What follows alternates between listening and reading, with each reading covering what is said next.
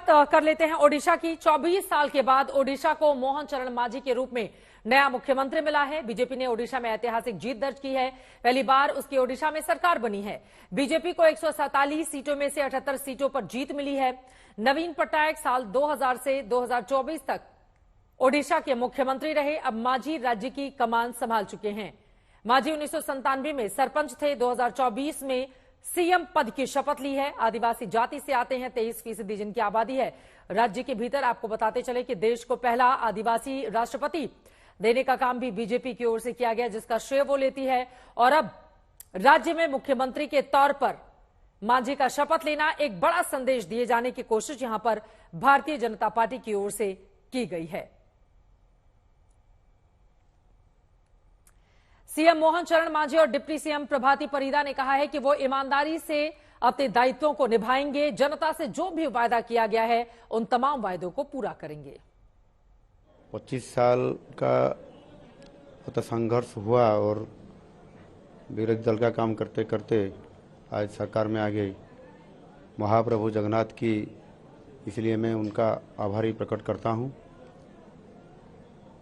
और उड़ीसा का 4.5 कोटी लोगों का उनको भी धन्यवाद दे रहा हूं। और मेरे को महाप्रभु जगन्नाथ जी इतना बड़ा दायित्व दिया है उड़ीसा क्षेत्र में काम करने के लिए, और वो दायित्व निश्चित रूप से मैं निभाऊंगा। सब लोगों को मैं आभार प्रकट करती हूं कि मेरी तरह एक साधारण महिला जिसने पहली बार विधायक जीत के आए हैं, वो उनको उप मुख्यमंत्री का जिम्मेदारी देना बहुत बड़ी जिम्मेदारी है। और उड़ीसा में प्रधानमंत्री उड़िया लोगों को बोल के गए थे कि एक एक करके उड़िया अस्मिता से लेके सब कुछ बोल के गए थे। जो बोले थे उसको एक एक करके पूरा करना हमारी सरकार की प्राथमिकता होगी। मुख्यमंत्री और डिप्टी चीफ मिनिस्टर को आपने सुन लिया है। मोहन मांझी के सीएम बनने से उनका परिवार भी बेहद खुश है। सबको उम्मीद तो ये थी कि मंत्री तो बनेंगे ही बनेंगे सरकार बनने पर, लेकिन किसी ने ये उम्मीद नहीं जताई थी कि उन्हें मुख्यमंत्री पद की जिम्मेदारी दे दी जाएगी। देखिए किस तरह से उनका परिवार कर रहा है अपनी खुशी का इजहार। मुख्यमंत्री बनेंगे तो हम तो नहीं सोचे थे, लेकिन मंत्री तो जरूर है। मुख्यमंत्री घर आएंगे तो हमारा तो रीति रिवाज है ना, हमारा परंपरा है। आएंगे तो हल्दी पानी में हम पैर धोएंगे और आरती उतारेंगे। मन में गुलाब फूट गया जैसे लग रहा, बहुत खुशी लग रहा है टाइप का। और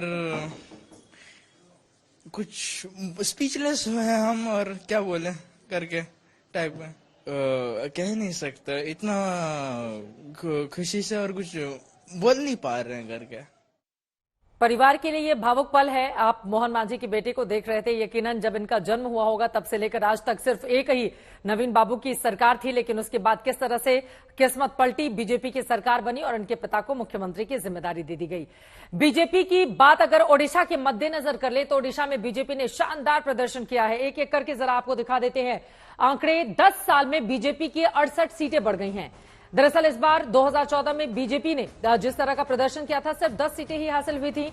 ये अलग अलग, ये देखिए 2014 में 10 सीटें मिली थी, 18% वोट शेयर उसको हासिल हुआ था। उसके बाद अगर हम 2014 के बाद 19 की कर लें, वो आंकड़ा भी रखिए सामने। 2019 में 23 सीटें मिली थी, 30% को क्रॉस कर गया था वोट बैंक।